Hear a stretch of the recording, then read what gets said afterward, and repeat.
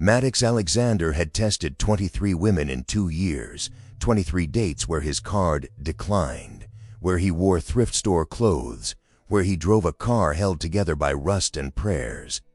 After his ex-wife left him the moment his money dipped, Maddox made a vow: never be loved for his wealth again. 23 women fail. Then he met Rachel, a waitress drowning in medical bills, working doubles just to keep her sick mother alive. When his card was rejected, Rachel didn't flinch. She pulled out $47 in crumpled tips and paid without a word. 3 dates later, she passed every test. But tonight, watching her laugh despite the exhaustion in her eyes, Maddox realized something terrifying. What if she passed, and then hated him for ever making her prove she was worthy? Before we continue, let us know in the comment section where in the world you're tuning in from. We love seeing how far our stories reach, and if this story speaks to you, don't forget to like, share, and subscribe. Maddox Alexander had built an empire from nothing.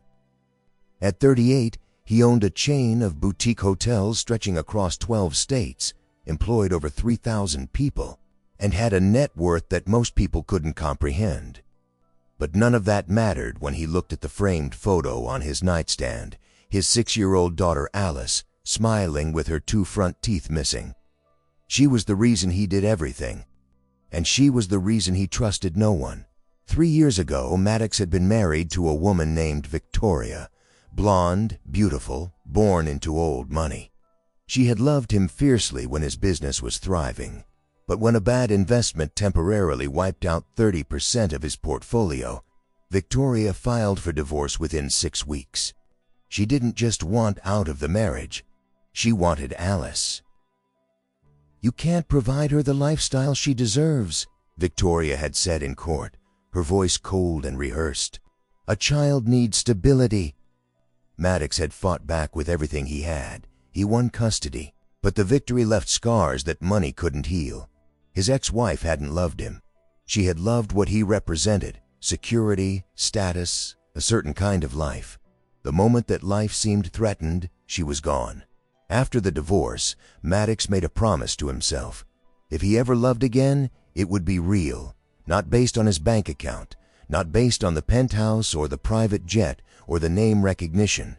He needed to know with absolute certainty that whoever he led into his life, into Alice's life, would stay, even if everything disappeared. So he created the test. It was simple in design, but brutal in execution. He would show up to blind dates dressed in clothes from thrift stores. He would drive a 15-year-old Honda Civic with a cracked windshield and torn seats. He would take women to modest restaurants, and when the bill came, his credit card would be declined. Not because he couldn't pay, but because he had programmed it that way. 23 women, 23 dates over nearly 2 years. Some laughed nervously and offered to split the bill before never returning his calls. Others looked at him with barely concealed disgust, making excuses to leave early. A few made it to the second date, where he would bring them to a small rented apartment instead of his mansion. They never made it to the third. Not one of them had ever met Alice. That was the final test, the one no woman had earned the right to take. Then Rachel Johnson walked into his life. She wasn't supposed to be his date that night. Maddox had been set up by a mutual friend with someone else entirely, but the original woman had canceled last minute. Rachel was the replacement, a friend of a friend, someone who had reluctantly agreed to fill in. When Maddox arrived at the diner, he spotted her immediately. She was sitting in a corner booth, still wearing her work uniform, a simple black polo, jeans, and a worn apron she hadn't had time to remove. Her dark hair was pulled back in a messy ponytail, and there were shadows under her eyes that spoke of too many hours and too little sleep. She looked exhausted, but when she saw him approach, she straightened up and offered a genuine smile. "You must be Maddox," she said, extending her hand. "I'm Rachel. Sorry about the outfit. I came straight from my shift." "No apology needed," Maddox replied, sliding into the seat across from her. "Long day?" Rachel laughed softly. Long week, long month, honestly. But I'm here now. They talked for 2 hours. Rachel worked as a waitress at a family restaurant across town, pulling double shifts 6 days a week. She didn't offer this information as a complaint, just a fact of her life, stated without self-pity. Maddox found himself drawn to the way she spoke, direct and unguarded. She asked questions about him too, but they weren't the usual questions he received. She didn't ask what he did for a living or where he lived. She asked what he liked to read, whether he believed in second chances, what made him laugh. When the bill came, Maddox reached for his wallet. The waiter ran his card and returned with an apologetic expression. "I'm sorry, sir. It was declined." This was the moment. The first test. Maddox watched Rachel's face carefully, waiting for the familiar flicker of judgment, the subtle shift in body language that signaled retreat. It never came. Instead, Rachel reached into her apron pocket and pulled out a small stack of bills, ones and fives, crumpled and worn. She counted them quickly and placed them on the table.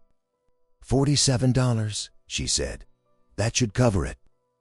Maddox stared at the money. He knew what $47 meant to someone like her. That was groceries. That was gas. That was the difference between making rent and falling short. "Rachel, I can't let you. You can pay me back whenever," she interrupted, her voice gentle but firm. "Or never. I know what it feels like to be judged for being broke." Those words hit Maddox like a physical blow. She wasn't performing generosity for show. She meant it. And in that moment, he felt something he hadn't felt in years: shame. He drove her home that night in his beat-up Civic, and she didn't comment on the car. She didn't ask why a grown man was driving something that belonged in a junkyard. When he pulled up to her apartment building, a modest complex with peeling paint and a flickering entrance light, she turned to him with a tired smile. "I had a nice time," she said. "Really." "Can I see you again?" The question came out before Maddox could stop it. Rachel studied his face for a long moment. "Yeah, I'd like that." The second date took place a week later. Maddox picked her up in the same car and brought her to his rented apartment. A one-bedroom unit in a working-class neighborhood, sparsely furnished and deliberately unremarkable. Rachel walked in and looked around. Her eyes landed on the wall above the couch, where Maddox had hung 3 of Alice's drawings, crayon sketches of stick figures and lopsided houses. "Your daughter made these?" she asked. Maddox nodded. "She's 6. Thinks she's going to be a famous artist someday." Rachel moved closer to examine the drawings.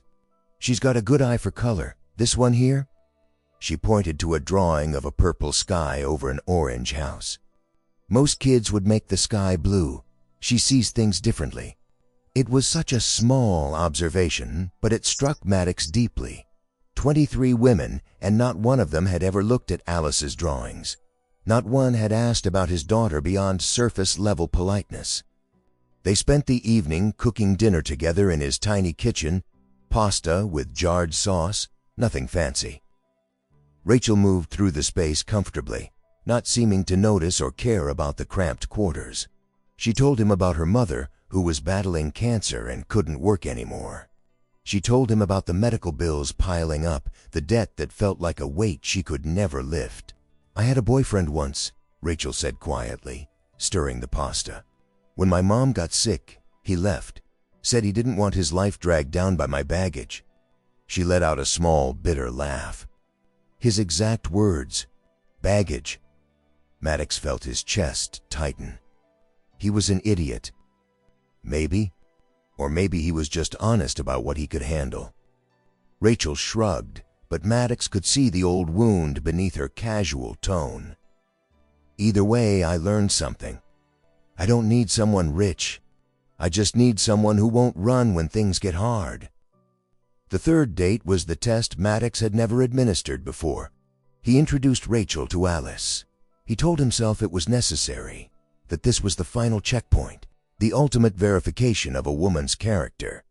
But deep down, he knew the truth. He wanted them to meet. He wanted to see Rachel in his real world, even if she didn't know it was real.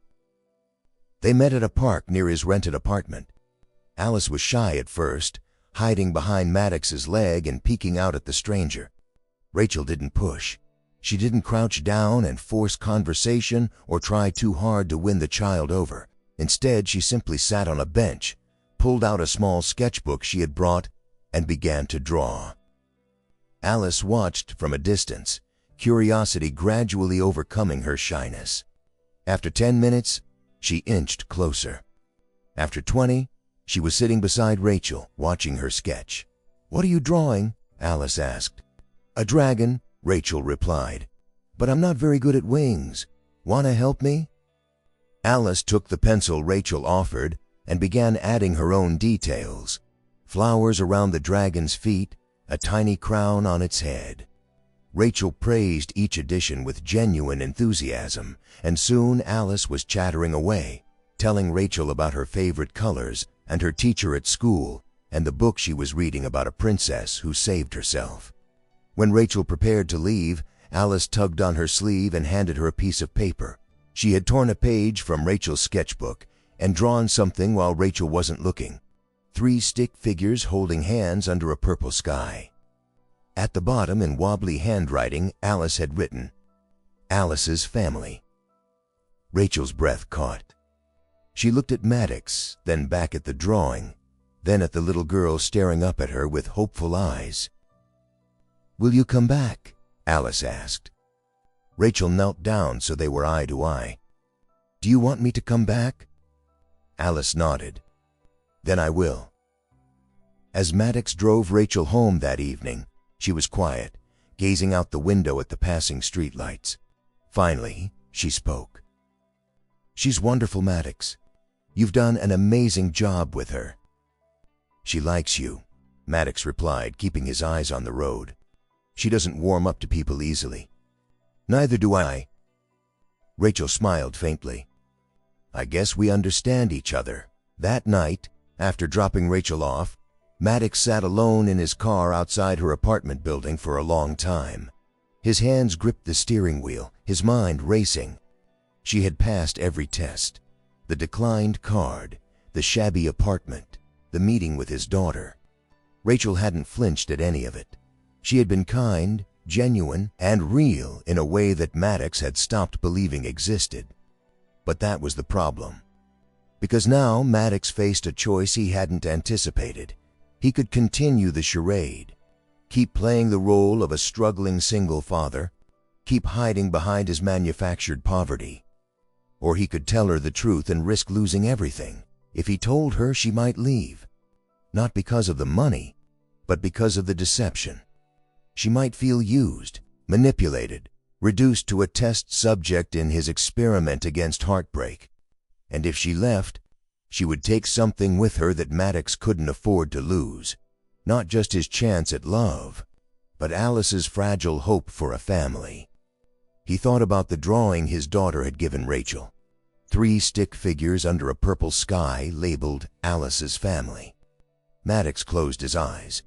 For the first time in years, he didn't know what to do. The weeks that followed were the happiest Maddox had known since before his divorce. Rachel came over nearly every evening after her shifts, bringing leftovers from the restaurant or picking up groceries to cook dinner together in his cramped kitchen. Alice began waiting by the window each night, watching for Rachel's car, and the moment she arrived, the little girl would run to the door with arms outstretched. But with every passing day, the lies grew heavier. Rachel asked once what Maddox did for work. He told her he was a manager at a small hotel downtown. Technically true if you ignored the fact that he owned the entire chain.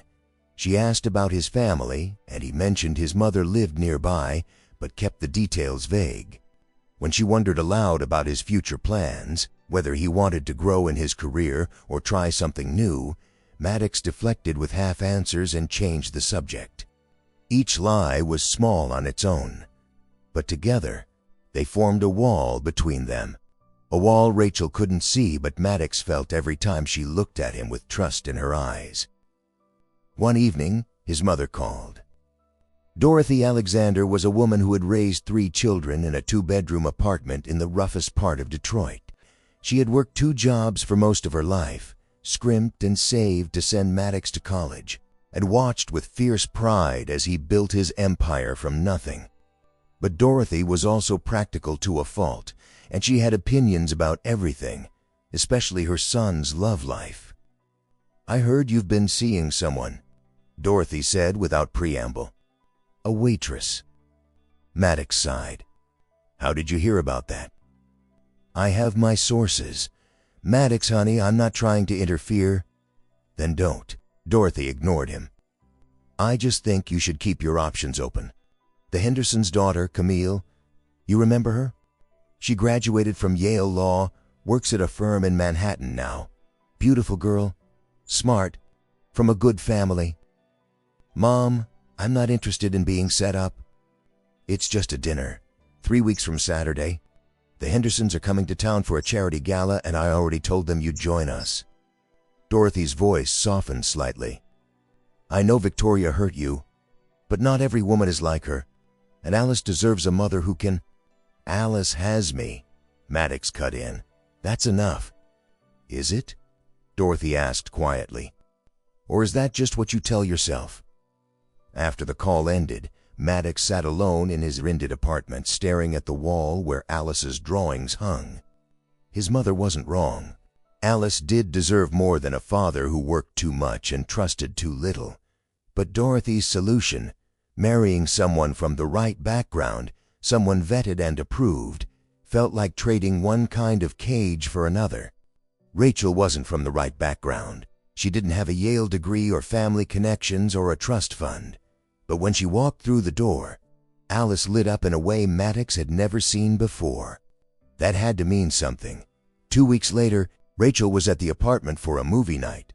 Alice had picked the film, an animated story about a princess who saved her kingdom without a prince, and the 3 of them sat together on the worn couch, sharing a bowl of popcorn. Alice had positioned herself between the 2 adults, her small body leaning against Rachel's side, as if it were the most natural thing in the world. Halfway through the movie, Alice fell asleep. Maddox moved to carry her to bed, but Rachel shook her head. "Let me," she whispered. Maddox watched as Rachel lifted his daughter gently, cradling her against her chest. Alice stirred but didn't wake, her arms instinctively wrapping around Rachel's neck. Something in Maddox's chest cracked open at the sight. He followed them to Alice's small bedroom and stood in the doorway as Rachel tucked the blanket around the sleeping child. For a moment, everything was still. Then Alice whimpered, her face twisting in the grip of some dream. "Mommy," she murmured. "Mommy, don't go." Rachel froze. She looked at Maddox, uncertainty flickering across her face. He nodded once, giving her permission he wasn't sure he had the right to give. Rachel sat on the edge of the bed and began to stroke Alice's hair. She started humming softly, a lullaby Maddox didn't recognize, something slow and tender. Alice's whimpering subsided, her breathing evened out, and then Rachel leaned down and whispered something so quietly that Maddox almost didn't hear it. "I'm not your mommy, sweetheart, but I'm here. I promise I'm here." Maddox stepped back from the doorway, his throat tight. He walked to the kitchen and gripped the edge of the counter, trying to steady himself. Rachel wasn't performing. She wasn't trying to impress him or pass some test. She was simply loving his daughter, openly, honestly, without expectation of reward. And he was lying to her every single day. When Rachel emerged from Alice's room a few minutes later, she found Maddox standing by the window, staring out at the parking lot below. "She's asleep," Rachel said softly. "I think she was dreaming about her mom." Maddox nodded but didn't turn around. Rachel moved closer, standing beside him. "You never talk about her. Victoria, I mean. What happened between you two?" It was a fair question. Rachel had shared her own pain and Maddox had given her almost nothing in return. "She left when things got hard," he said finally. "I made a bad investment. Lost a lot of money. Temporarily, but she didn't wait to find out. Filed for divorce and tried to take Alice with her. He let out a bitter laugh. She said I couldn't provide the lifestyle our daughter deserved, as if love could be measured in square footage. Rachel was quiet for a moment. That must have been awful. It was. But the worst part wasn't losing the money or even the marriage. It was realizing that she never saw me. She saw what I could give her. The moment that changed, I became worthless. Rachel reached out and took his hand. Her fingers were warm, slightly rough from years of work. You're not worthless, Maddox. And for what it's worth, I don't care about any of that. I know you don't. The words came out before Maddox could stop them, heavy with meaning he couldn't explain. Rachel tilted her head, studying his face. Then why do you look so sad? Because I'm doing the same thing to you, he thought. I'm measuring your worth. I'm testing you, and you have no idea. But he didn't say any of that. Instead, he squeezed her hand and forced a smile. Just tired? It's been a long week. The lie tasted like ash in his mouth. The following Sunday, Maddox took Alice to visit his mother. Dorothy lived in a spacious house in the suburbs now, a gift from Maddox after his first major success. She had resisted at first, claiming she didn't need charity, but eventually relented when Maddox pointed out that the house had a big backyard where Alice could play. While Alice ran outside to chase butterflies, Maddox sat with his mother in the living room. Dorothy was flipping through a stack of magazines, making small talk about the neighborhood and her book club. Then she stopped on a page and smiled. Look at this. They did a feature on the new hotel in Charleston. You look so handsome in this photo. She held up the magazine, a business publication with Maddox on the cover, wearing a tailored suit and standing in front of one of his properties. The headline read, Maddox Alexander H., the self-made billionaire redefining luxury hospitality. Maddox barely glanced at it. Mom, can you put that away? I don't want. But he was too late. Alice had wandered back inside, a butterfly temporarily forgotten. She stood in the doorway, her eyes fixed on the magazine in her grandmother's hands. Daddy? She said, her voice small and confused. Why are you wearing fancy clothes? And why is our house so big in the picture? Maddox's heart stopped. Dorothy looked between her son and granddaughter, realization dawning on her face. Maddox, what is going on? Why doesn't Alice know about... Not now, Mom.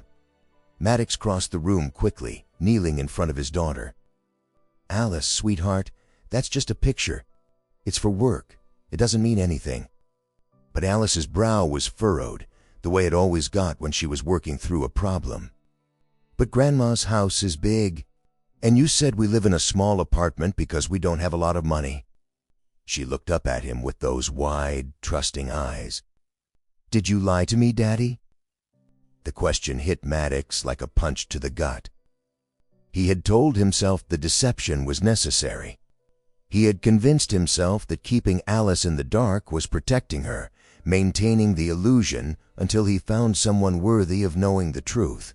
But standing here now, watching his 6-year-old daughter grapple with the realization that her father had lied, Maddox understood something he had been avoiding for months. He wasn't just deceiving Rachel. He was teaching his daughter that dishonesty was acceptable when it served your purposes. He was modeling the very behavior he claimed to despise.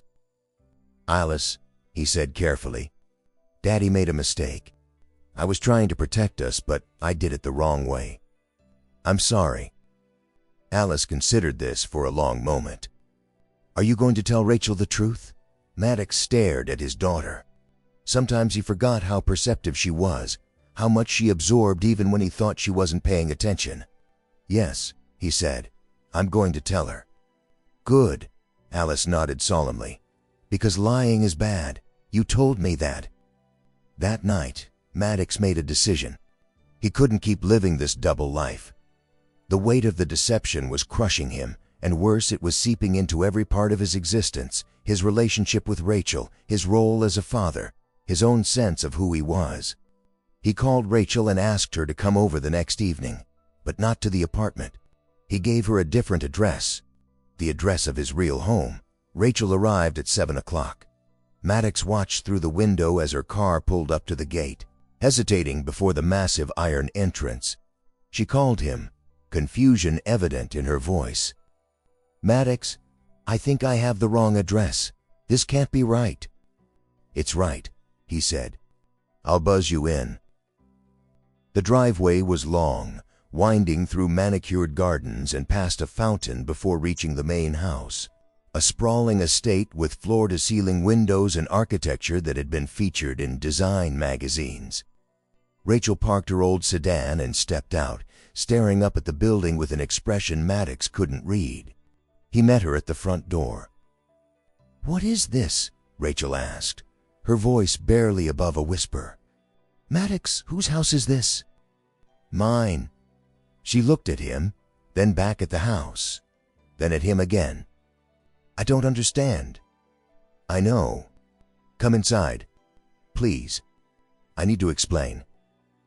He led her through the foyer, past the grand staircase and the artwork on the walls, into a sitting room that was larger than her entire apartment.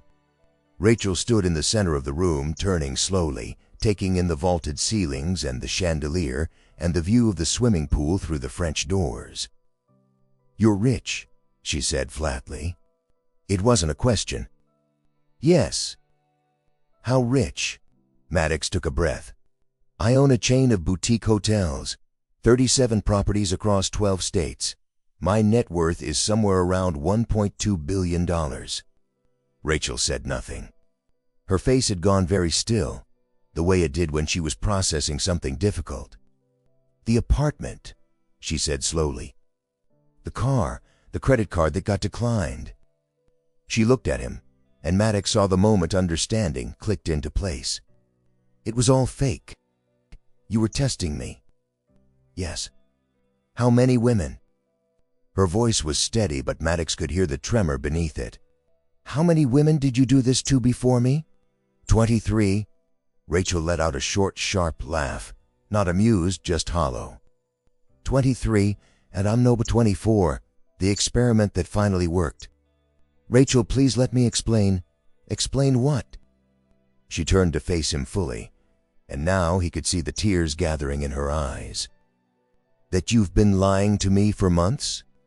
That every moment I thought was real, every dinner in that tiny kitchen, every night on that awful couch, every time I looked at you and thought maybe I'd finally found someone who saw me, it was all just a test?"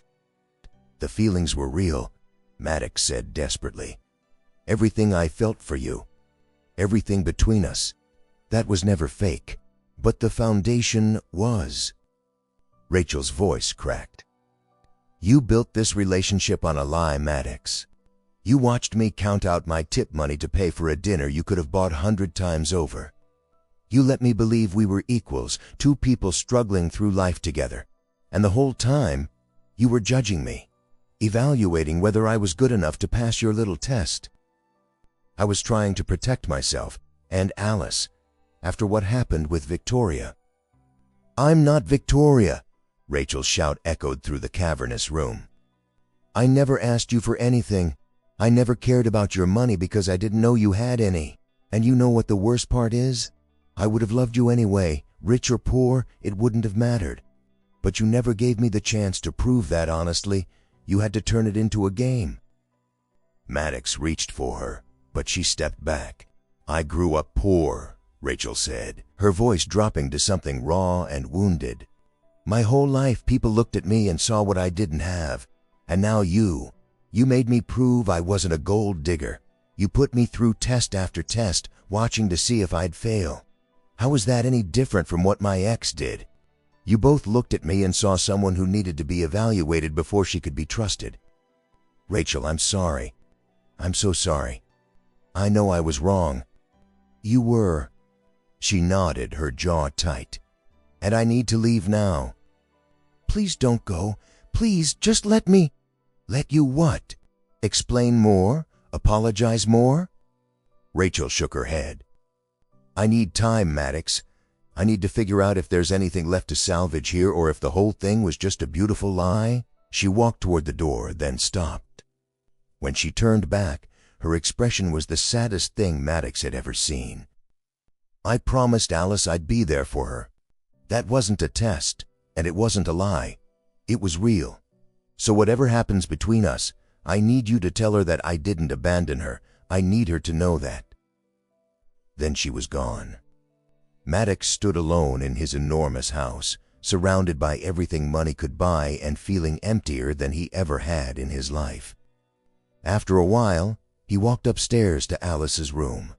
She was staying at Dorothy's for the night, but her drawings were still pinned to the wall. Dragons with crooked wings, houses under purple skies, and there, in the corner, the picture she had drawn at the park. 3 stick figures holding hands labeled Alice's family. He had ruined everything, not because he was poor and not because he was rich, but because he had been so afraid of being hurt that he had hurt someone else instead. Someone innocent, someone kind, someone who had never asked for anything except honesty. He sank onto his daughter's small bed and buried his face in his hands. Tomorrow, Alice would come home. She would ask where Rachel was, and Maddox would have to find the words to explain that sometimes, when you spend your whole life building walls to protect yourself, you end up locking out the very people you were trying to keep close. The days after Rachel left were the longest of Maddox's life. Alice came home from Dorothy's the next morning, and the first thing she asked was where Rachel was. Maddox knelt down and told her the truth, or as much of it as a 6-year-old could understand. He explained that he had made a mistake, that he had kept secrets from Rachel, and that she needed some time alone to think. Alice listened quietly, her small face serious. When he finished, she asked only one question. Is she coming back? Maddox couldn't answer. Over the following week, Alice grew quieter than Maddox had ever seen her. She stopped waiting by the window in the evenings. She stopped asking to watch movies or go to the park. Most troubling of all, she stopped drawing. The crayons sat untouched in their box, and the sketchbook Rachel had given her remained closed on her desk. Maddox tried everything. He suggested they bake cookies together, or visit the zoo, or drive to the beach. Alice agreed to each activity without enthusiasm, going through the motions but never truly present. At night, Maddox could hear her talking softly to herself in bed, and once he caught the words that broke his heart. I miss you, Rachel. Please come back. His mother called multiple times, reminding him about the charity gala and the Hendersons' daughter. Maddox finally snapped during the 4th call. I'm not going, Mom. I'm not interested in Camille Henderson or anyone else you want to set me up with. Dorothy was silent for a moment. This is about the waitress, isn't it? Maddox, I know you think you had something real with her, but her name is Rachel. And yes, it was real. The realest thing I've had since Alice was born. Maddox ran a hand over his face. I destroyed it. I lied to her for months, tested her like she was applying for a job instead of falling in love. And now she's gone, and Alice won't draw anymore, and I don't know how to fix any of it. The line was quiet. When Dorothy spoke again, her voice had softened. Then maybe you should stop trying to fix it and just be honest. Write to her. Tell her everything you just told me. If she's the woman you think she is, she'll at least hear you out. After hanging up, Maddox sat at his desk for a long time. His mother was right. He had spent so long constructing tests and walls and defenses that he had forgotten how to simply be vulnerable. Rachel had given him her whole self, her struggles, her fears, her wounded heart, and he had given her calculations in return. He couldn't undo what he had done, but maybe he could offer her something he had never given anyone else: complete, unguarded honesty. He began to write. The letter wasn't long, Maddox didn't try to justify his actions or explain away his mistakes. He simply told her the truth, that he had been afraid, that his fear had made him cruel, and that he understood now what he had taken from her. He told her about Alice's silence, not to guilt her into returning, but because Rachel had asked him to let Alice know she hadn't been abandoned. It seemed only fair that Rachel should know the impact she had left behind. He ended the letter with words he had never spoken to anyone. "You told me once that you just needed someone who wouldn't run when things got hard. I want to be that person, not because you passed my tests, but because you showed me what real love looks like. Patient, honest, unconditional. I don't deserve another chance, but if you ever decide to give me one, I promise I'll spend the rest of my life earning it. And Rachel, you were never a burden. You were never someone who needed to prove your worth. You were a gift. I'm sorry it took losing you for me to see that." Before sealing the envelope, Maddox went to Alice's room. His daughter was sitting on her bed, staring out the window at nothing. "Alice, I'm going to send a letter to Rachel. Would you like to send her something too?" For the first time in days, a spark of life flickered in Alice's eyes. She climbed off the bed, walked to her desk, and opened her sketchbook. Maddox watched as she selected her crayons carefully. Purple for the sky, green for the grass, brown and black for the figures. She worked in silence for nearly 20 minutes, her tongue poking out in concentration the way it always did when she was focused. When she finished, she held up the drawing. 3 figures stood under a purple sky, holding hands. But this time, the words at the bottom were different. "Miss Rachel, I miss you. Our family is missing you." Maddox felt his throat tighten. He took the drawing gently, placed it in the envelope with his letter, and mailed it that afternoon. Then he waited. Across town, Rachel was living in a fog. She went to work, took orders, smiled at customers, collected her tips. She went home, checked on her mother, made sure she took her medication. She lay in bed at night and stared at the ceiling, replaying every moment with Maddox and Alice, trying to separate what had been real from what had been performance. The worst part was that she still loved him, despite everything.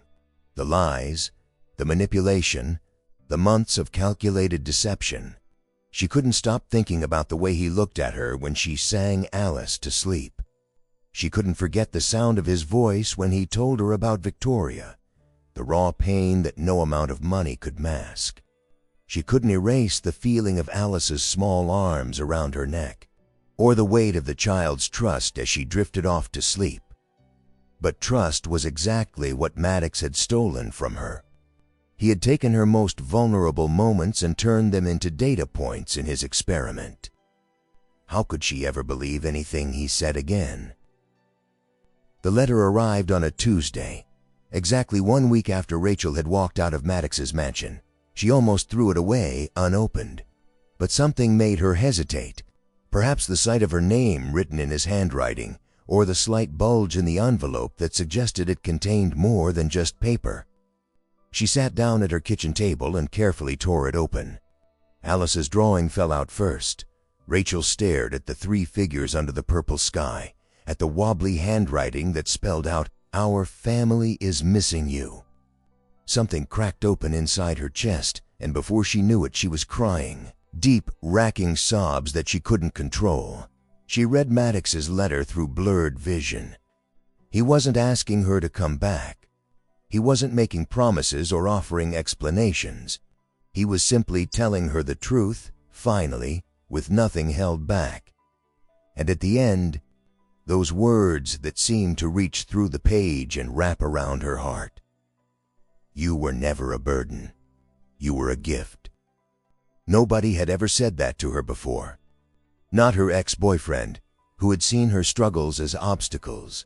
Not the parade of people who had looked at her circumstances and decided she wasn't worth the trouble. Maddox had lied to her for months, yes. But in this letter, in this moment, he was offering her something his deception had made impossible before. The chance to see who he really was. And who he really was, she realized, was a man who had been just as wounded as her. A man who had built walls because he didn't know any other way to survive. A man who had been wrong, deeply wrong, but who was finally brave enough to admit it. Rachel looked at Alice's drawing again. Then she made a decision. She drove to Maddox's estate the next evening. He answered the door himself, and the hope in his eyes was so raw that Rachel almost lost her nerve. But she had come to say something, and she was going to say it. "I didn't come back because of the letter," she began, "and I didn't come back because you're rich. I came back because Alice deserves to have someone who keeps their promises, and because you finally told me the truth even though you knew it might not change anything." Maddox nodded slowly. "I understand. I'm not sure you do." Rachel took a breath. "I'm still angry. I'm still hurt. You took something from me that I can't get back. The innocence of those early months, the belief that what we had was built on honesty. But I've been thinking about what you wrote, about being afraid, and I realized something." She met his eyes. "I've been afraid too. Afraid to trust anyone. Afraid to believe I could be loved without conditions. The difference is, I never turned my fear into a weapon against someone else." "You're right," Maddox said quietly. "And I can't undo what I did. I can only promise to be different going forward. That's not enough." Rachel's voice was firm. "I need more than promises. I need honesty every single day, even when it's hard. I need you to treat me like a partner, not a test subject. And I need you to understand that if you ever deceive me again about anything, I'm gone. For good." "I understand. There's one more thing." Rachel's expression softened slightly. "I don't want to be the poor girl who got saved by the billionaire. And I don't want you to be the wounded man who needed me to heal him. We start over as equals, or we don't start over at all." Maddox extended his hand. "Equals." Rachel looked at his hand for a long moment. Then she took it. "Equals." 6 months later, on a quiet Sunday morning, Maddox and Rachel sat at the kitchen table in his estate while Alice worked on a new drawing beside them. The house was different now, warmer somehow, filled with Rachel's touches. Her mother had moved into the guest house after her treatment improved, and the sound of her laughter could sometimes be heard drifting across the garden. Alice finished her drawing and held it up proudly. It showed 3 figures under a purple sky, just like before. But the words at the bottom had changed. "My family." Rachel's eyes glistened as she looked at the picture. Maddox reached across the table and took her hand. "Thank you," he said softly, "for giving me a chance to be real." Rachel squeezed his hand back. "Thank you for finally letting me see you." Outside, the morning sun climbed higher, casting golden light through the windows. And in the kitchen of the big house that had once felt so empty, a family sat together, imperfect, healing, but finally built on something true.